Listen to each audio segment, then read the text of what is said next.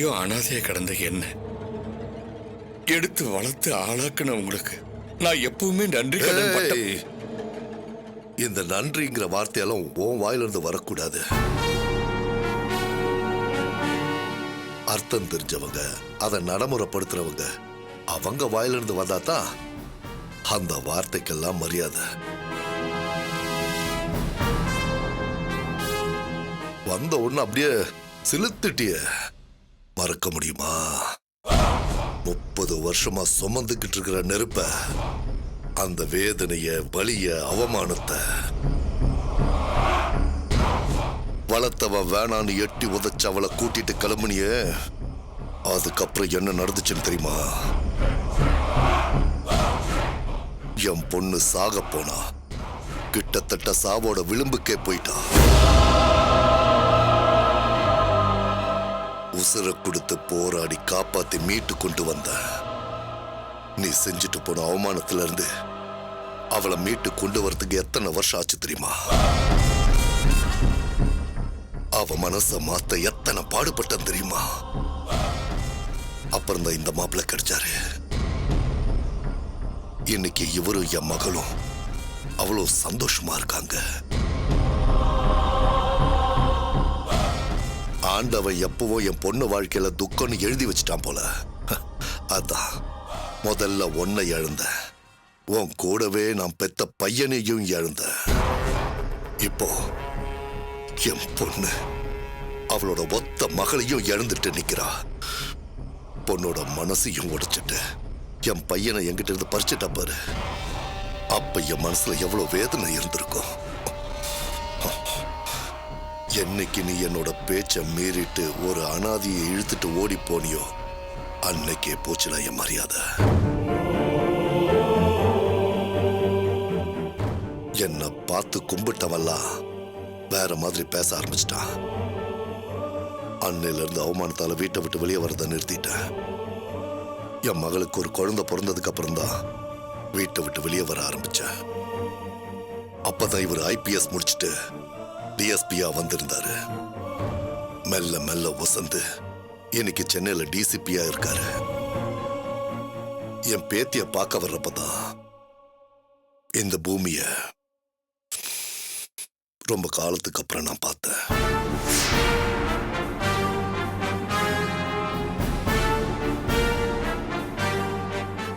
வருஷம் போனாலும் ஆத்திராடங்கள. நீ எங்க இருப்ப, எப்படி இருப்பன்னு தேடி பார்க்கணும்னு ஒரு ஆசை கூட வந்துச்சு. பார்த்துட்டா என்னால சும்மா இருக்க முடியாது. ஒன்னு உன்னை கொல்லணும், இல்ல உன்னால நான் சாகணும்.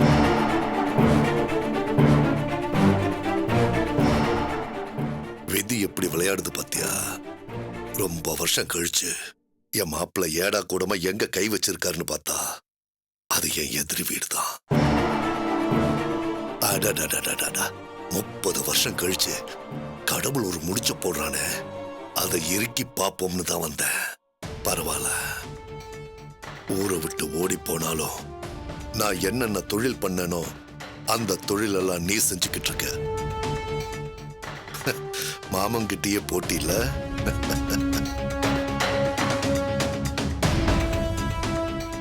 சாம்ராஜ்யத்தை உருவாக்கிட்டேன்னு கேள்விப்பட்ட. இப்ப சென்னையில் உனக்கு பெரிய பேராம, யார கேட்டாலும் உனக்கு தெரியுமாமே. இத்தனைக்கும் காரணம் உன் பொண்டாட்டி மகாலட்சுமி ஆமே. அவ தொட்டதெல்லாம் பொண்ணாகுமாமே.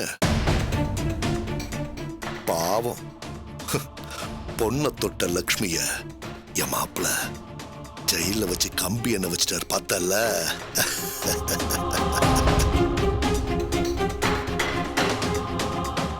வரணும், நீ தேறி வரணும், ரொம்ப நாள் இருக்கணும். இனிமே இந்த மாமனுக்கு உனக்கு தானே ரேஸ் ஆரம்பிக்க போகுது. இப்போ உன்னை பார்த்துட்டு சந்தோஷமா போற. ஆனா இவனை ஏண்டா பார்த்தோன்னு நீ நினைப்ப, அது நடக்கும், நடக்க வைப்ப. அப்பா, என்னப்பா இது? என்ன பேசிட்டு இருக்காரு அவரு? ஹலோ சார், யார் நீங்க? என்ன வேணும் உங்களுக்கு? ஏய், பெரியவர் பேசிட்டு இருக்கார்ல.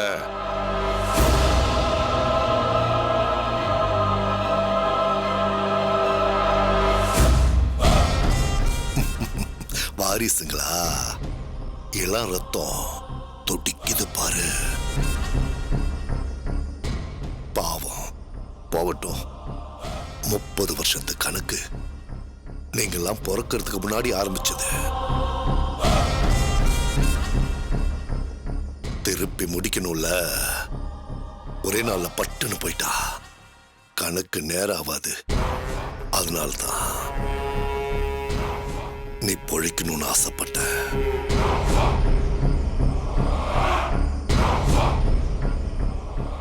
உன் பொண்டாட்டிய மத்தவங்களை கடவுள்கிட்ட எவ்வளவு வேண்டிக்கிட்டாங்களோ அதை விட அதிகமா நான் வேண்டிக்கிட்டேன்.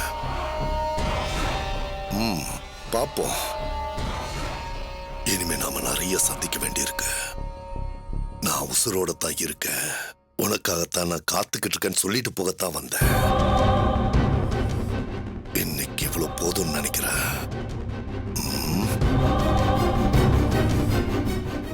நான் கிளம்புறேன். மாப்ள மாமா வாங்க.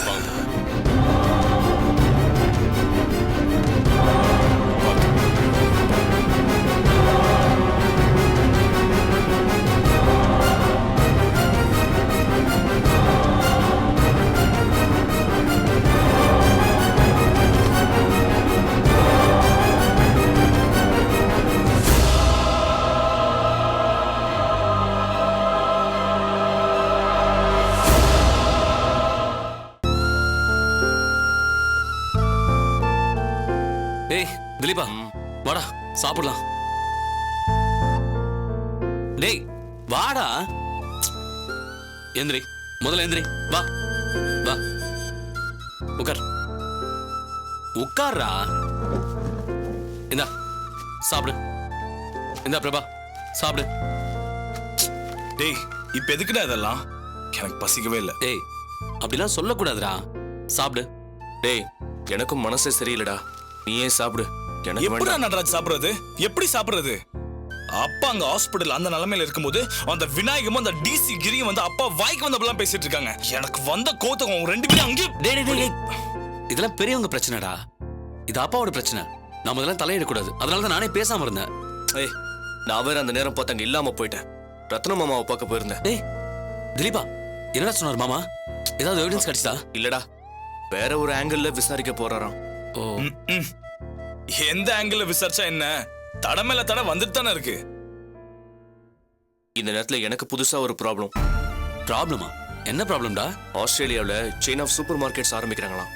மொத்த சர்க்கிளுக்கும் புது சாஃப்ட்வேர் ரெடி பண்ற ஆர்டர் எங்களுக்கு கிடைக்கும் போல இருக்கு. கங்க்ராட்ஸ்டா. நீ சொல்றத பார்த்தா ரொம்ப பெரிய ஆர்டரா இருக்கும் போல. ஆமாண்டா. ப்ராஃபிட் மட்டும் வருஷத்துக்கு லட்சக்கணக்கான அமெரிக்கன் டாலர்ஸ் வரும். லட்சக்கணக்குனா? டேய் அதுவே நம்ம ரூபாய் கணக்குல பல கோடி வரும் போல இருக்கே. ஆமாண்டா, பெரிய ஆர்டர். விசாக்கு அப்ளை பண்ணி 2 வாரம் ஆச்சு. இன்னைக்கு என்னடானா எனக்கு விசா இல்லைன்னு சொல்லிட்டாங்க. கவிதாக்கு மட்டும் தான் விசா கொடுத்துருக்காங்க. நீ போகலனா கூட அண்ணி மட்டும் தனியா போய் பிசினஸ் பேசி ஆர்டர் வாங்கிடுவாங்கல்ல. நான் போனா எப்படி டீல் பேசுவேனோ அதை விட அவ பிரமாதமா டீல் பேசுவா. ஆனா அவ போக மாட்டேன்னு பிடிவாதம் பிடிக்கிறா. டேய் என்னடா சொல்ற? அப்பா ஹாஸ்பிட்டல் இருக்காரு, அம்மாவும் பூமிக்காவும் ஜெயில இருக்காங்க. நானும் அங்க போயிட்டா வீட்டை யாரு கவனிப்பாங்கன்னு கேக்குறாடா. அதான் இப்ப ஏஜென்சிக்கு போய் எனக்கு மட்டும் விசா கிடைக்கிற மாதிரி ஏற்பாடு பண்ண முடியுமான்னு கேட்க போயிருக்கா. டேய் நல்ல ஆப்பர்ச்சுனிட்டிடா. இது எதுக்குடா விடணும்? சொன்னா கேட்டாதானடா, பிடிவாதம் பிடிக்கிறடா. ஆமா திலீபா, அப்பா இப்ப இருக்கிற நிலைமையில எனக்கு கூட எக்ஸாம் எழுத தோணவே மாட்டேங்குது. டேய் என்னடா நான்சென்ஸ் மாதிரி பேசுற? எக்ஸாம் எழுதாம போறதுக்காக அப்பா உன்னை படிக்க வச்சாரு? நான் எழுத போறது அக்கவுண்ட்ஸ் எக்ஸாம். அக்கவுண்ட்ஸ் புக்கை நான் எடுத்து பார்க்கும் போதெல்லாம் எனக்கு அம்மாவும் பூமிக்கும் ஜெயில இருக்கதானே ஞாபகம் வருது. அவங்க அப்படி இருக்கும்போது எனக்கு புக்கை படிக்கவும் தோணல, படிச்சு எக்ஸாம் எழுதவும் தோணல. டேய் ஏன்னா எல்லாரும் இப்படி பண்றீங்க? அம்மா அப்பா இல்லாதப்பதான் நம்ம பொறுப்பா இருக்கணும். கவிதா போயிட்டா வீட்ல யாருமே இல்லையா? டேய் திலீபா, கவிதா ஆஸ்திரேலியா போ சொல்லு. டேய் பிரபா, நீ எதையும் மனசுல வச்சுக்காதடா. எக்ஸாம்க்கு ப்ரிப்பேர் பண்ணு.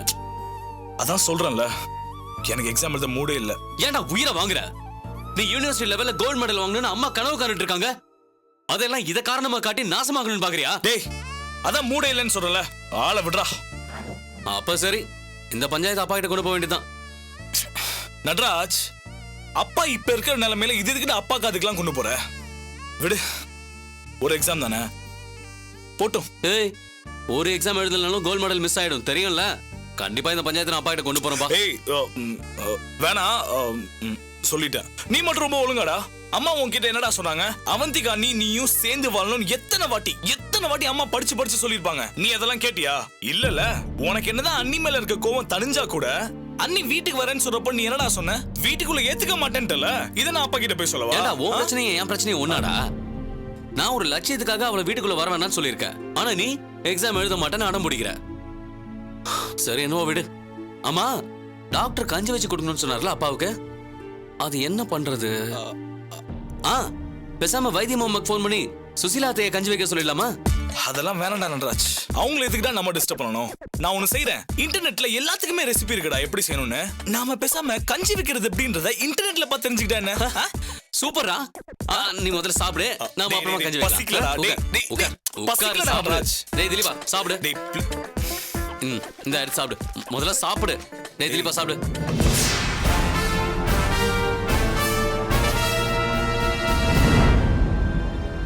சார், நான் இந்த கேஸை க்ளோஸ் பண்ணியிருக்கேன். யார் கொலை பண்ணாங்கன்னு கண்டுபிடிச்சிருக்கேன். இதுக்கு மேல இந்த கேஸை யாரும் இன்வெஸ்டிகேட் பண்ண வேண்டிய அவசியம் இல்லை. இந்த கேஸை முழுசா நான் பார்த்துக்கிறேன். ரத்னத்தை இந்த கேஸ்ல இருந்து ரிலீவ் பண்ணிடுங்க sir. And one more thing sir, accused என்கிட்ட ஹேண்ட் ஓவர் பண்ண சொல்லுங்க sir. What do you say, Mr. Ratnam? Sir, இந்த கேஸ் ஆரம்பத்துல இருந்தே ஹேண்டில் பண்றது நான் தான் சார். டிசி சார் விசாரணை பண்ணாரு. அந்த சுப்பு கொலை பண்ணதை ஒத்துக்கிட்டான். எல்லாம் ஓகே தான் சார். ஆனா இதுல இன்னும் விட தெரியாத கேள்விகள் நிறைய இருக்கு சார். முக்கியமான விஷயம், அந்த ஐ விட்னஸ் பாடியை டிஸ்போஸ் பண்ணி கார் ஏத்தி கொலை பண்ண மாதிரி செட்டப் பண்ண நேரத்துல அந்த விட்னஸ் கிளியரா வாட்ச் பண்ணிருக்காரு சார். அவர் சொல்ற முக்கியமான பாயிண்ட்டை நாம அவாய்ட் பண்ண முடியாது சார். என்ன பாயிண்ட்? அவரோட ஸ்டேட்மெண்ட் படி அந்த பாடியை டிஸ்போஸ் பண்ணவனுக்கும் இப்ப கொலை செஞ்சதா ஒத்துக்கிட்ட சுப்புவுக்கும் கொஞ்சம் கூட சம்பந்தமே இல்லைன்னு சொல்றாரு சார். பாடியை டிஸ்போஸ் பண்ண வந்தவன் ரொம்ப உயரமா இருந்திருக்கான். ஆனா சுப்பு குட்டையானவன் ஐ விட்னஸ் அடிச்சு சொல்றாரு. சோ நிச்சயமா பாடியை டிஸ்போஸ் பண்ணது சுப்பு இல்ல சார். யாருங்க அந்த ஐ விட்னஸ்? அந்த ஆளை வச்சு ஐடென்டிஃபிகேஷன் பரேட் பண்ணீங்களா? அப்படி பண்ணாம எப்படி அவர் சொல்றதெல்லாம் உண்மையை நம்புறீங்க?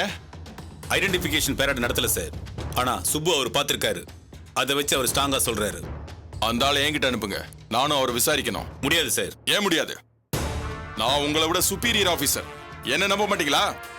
Sir, this is great insulting and ridiculous. What is this, Mr. Ratnam? உங்கள மாதிரி அவர் ஒரு இன்வெஸ்டிகேஷன் ஆஃபீஸர் தான். அவர்கிட்ட ஏன் ஐ விட்னஸ் காட்ட மாட்டேங்கிறீங்க? காரணம் இருக்கு சார். இந்த கேஸ்ல ஆரம்பத்துல இருந்தே நிறைய குழப்பங்கள் இருக்கு சார். போஸ்ட்மார்டம் ரிப்போர்ட்ல நிறைய சிக்கல் இருந்தது. கடைசியில ரீபோஸ்ட்மார்டம் பண்ணி தான் நிறைய உண்மைகளை தெரிஞ்சுக்க முடிஞ்சது. ரீபோஸ்ட்மார்டம் பண்றதுக்கு முன்னாடி பாடி எரிக்கிறதுக்கு நிறைய முயற்சிகளும் நடந்தது. அதையும் சரியான நேரத்துல போய் நான் தடுத்திருக்கேன் சார். இந்த மாதிரி குழப்பங்கள் இருக்கிறதுனால நான் சில விஷயங்களை எனக்குள்ள வச்சுக்கிறதுன்னு முடிவு பண்ணியிருக்கேன் சார். நான் நம்ம டிபார்ட்மெண்ட் மேல சந்தேகப்படுறதா நினைக்க வேண்டாம் சார்.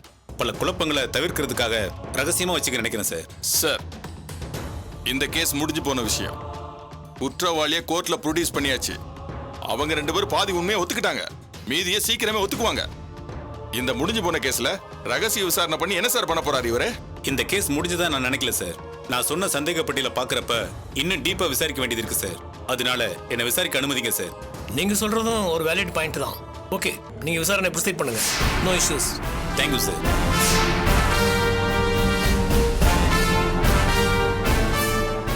சார், நீங்க எனக்கு இன்னொரு ஃபேவர் பண்ணணும் சார். எஸ் சார், இந்த கேஸை பொறுத்த வரைக்கும் நானும் டிசி சாரை இண்டிபெண்டா விசாரணை பண்ணி அவங்கவுங்க ரிசல்ட்டை கொடுத்துட்டோம். இனிமே 2 பேரும் இந்த கேஸை விசாரிக்க வேண்டிய அவசியம் இல்லை சார். அதனால தான் உங்களை ரிலீவ் ஆக சொல்றேன். அது முடியாது சார். இந்த கேஸை பொறுத்த வரைக்கும் டிசி சாரோட வேலை முடிஞ்சிருச்சு. இதுக்கு மேல ஃபாலோ பண்ண வேண்டியது என்னோட வேலை சார். அந்த சுப்பு யாரையோ காப்பாத்துறதுக்காக பொய் சொல்லியிருக்கான்றது என்னோட கணிப்பு சார்.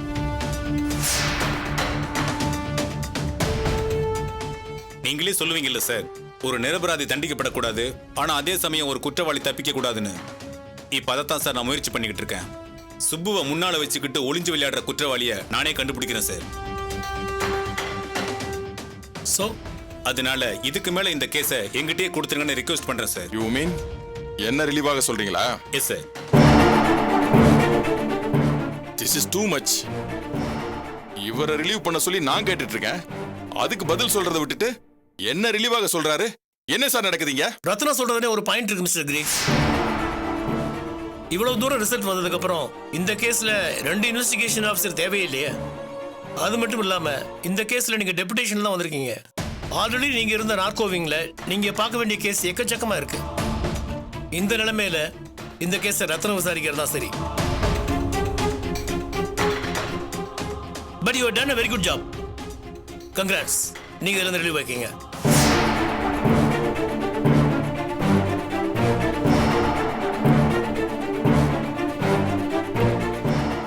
ரத்னம் இந்த கேஸை கண்டினியூ பண்றது தான் சரியா இருக்கும். அதுவும் இல்லாம it's a small murder case. Almost சால்வான கேஸுக்கு நீங்க தேவையில்லை. இதை விட முக்கியமான வேலைகள்லாம் இருக்கு, அதை போய் கவனிங்க. மிஸ்டர் ரத்னம், இனி இந்த கேஸ்ல உங்களுக்கு ஃபுல் ஃப்ரீடம் இருக்கு. கோ ஹெட். Thank you sir. அதே மாதிரி இந்த கேஸ்ல வேற எந்த ஆபீசரும் வந்து தலையிட வேண்டாம் உங்களை கேட்டுக்கிறேன் சார். யூ மீன் இந்த கேஸ் பக்கமே நான் வரக்கூடாதுன்னு சொல்றீங்க, அப்படிதானே? கிரி, நீங்க எதுக்கு இது பர்சனலா எடுத்துக்கிறீங்க? அவர் எல்லா ஆபீசரும் தான் சொல்றாரு. அவங்க வேலையை அவங்க பாருங்க. பெஸ்ட் ஆஃப் லக் ரத்னம். சீக்கிரம் பாக்கி இருக்க உண்மையை கண்டுபிடிங்க. Yes sir. கிரி சார், இந்த கேஸ்ல இருந்து உங்களை ரிலீவ் பண்றேன். போகும்போது ரிலீவிங் ஆர்டர் வாங்கிட்டு போயிடுங்க. இன்னைக்கு போய் நார்கோவிங்ல ஜாயின் பண்ணிடுங்க. You may go now. Yes sir. Sir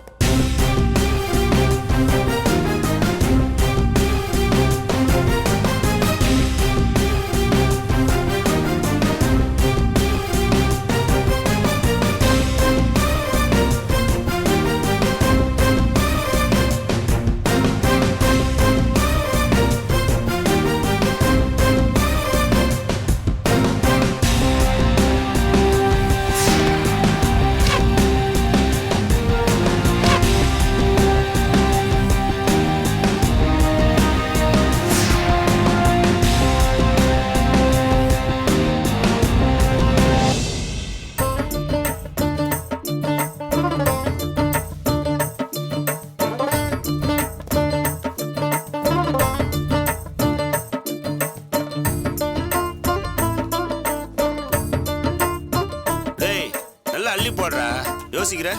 என்ன சுப்பு கண்டுக்கவே மாட்டேங்கிற? அட எதுக்கு கண்ணா, இருக்கிறது ஜெயில்ல. இங்க என்ன கூட்டு சேர்ந்த தப்பு பண்ண போறோம்? அவங்கவுங்க வேலையை அவங்க பார்த்தா சரிதான். எல்லாம் சரிதான். ஒரு நிமிஷம் வா.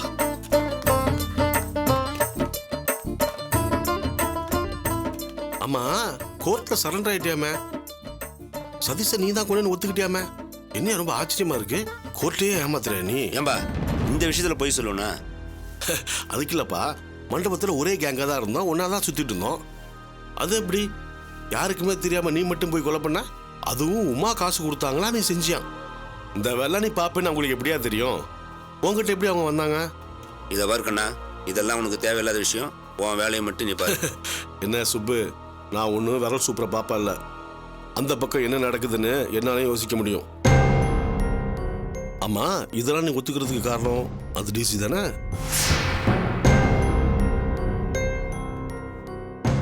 அம்மா, என்ன டீல் பேசுன? பணமா இல்ல வேற ஏதாவதா? கண்ணா இதெல்லாம் வேண்டாம், இது பெரிய இடத்து விவகாரம். யோ, கொலை பண்றது பொதுவான விவகாரம்யா. நம்ம 2 பேரும் எவ்வளவு க்ளோஸா பழகிருக்கோம், எவ்வளவு நாள் ஒன்னா தண்ணி அடிச்சிருக்கோம், ஃப்ராடு தனம்லாம் பண்ணிருக்கோம். என்கிட்ட சொல்ல மாட்டேன் பா, இதெல்லாம் உன்கிட்ட சொல்ல முடியாதுப்பா. சுப்பு, இதை வச்சு நான் என்னையா பண்ண போறேன்? இந்த பாரு, நீ இந்த கொலையை செய்யலன்னு எனக்கு நல்லாவே தெரியும். இதுக்கு பின்னால என்ன நடக்குது என்னால கணக்கு போட்டு பார்க்க முடியும். சும்மா சொல்லு சுப்பு, அந்த டிசிக்காக தானே இந்த கொலையை நீ ஒத்துக்கிட்ட?